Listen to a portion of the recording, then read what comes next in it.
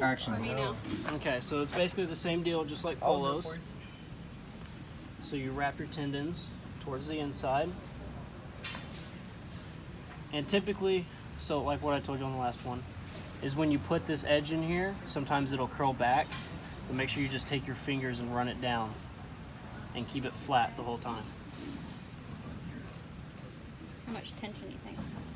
Just about the same as your Polos. Sometimes you want to do, like, you don't have to make these quilts super tight, because when you put this on, it'll make it tighter. And then the same thing, make sure your edges are all flat. And then typically you want these, if not even, just a little. She's got bigger legs, so you can put it a little above the fetlock because you don't have to wrap the fetlock. And then usually I start about 3/4 of the way up, and I tuck the end of my roll inside my wrap, or my quilt. And the same thing, pull your pressure straight back, and then across, straight out in front, and across. Straight out in front, like towards her ear? Towards her front legs. Toward her front legs. And then don't pull any more and just bring it across. And this wrap's a little bad. You can see the edges are a little frayed, but that's not really going to make a difference.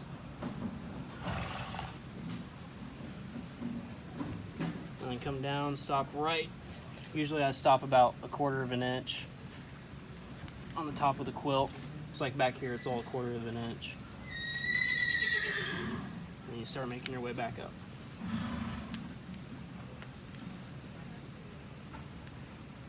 And then you don't want any wrinkles or any bubbles, because that will make a difference.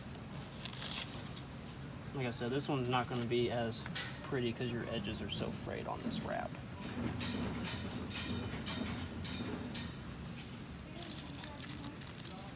We need to get a new one here. So I'm just going to roll these put out. liniment underneath there, what would you put? Right now we'll just dry wrap her, because she hasn't worked, like, you know, she hasn't really worked that hard Today. and she doesn't really have any heat in her legs. But if she did, you would use like a cool jelly or Arnica or something. yeah, and a liniment is basically the same thing as a cool jelly. Like, they all draw inflammation, poultice, and then if you have a horse that you've done it for a couple days, sometimes you'll do nematizing, which nematizing is the same thing as poultice, but it's medicated, and it creates heat.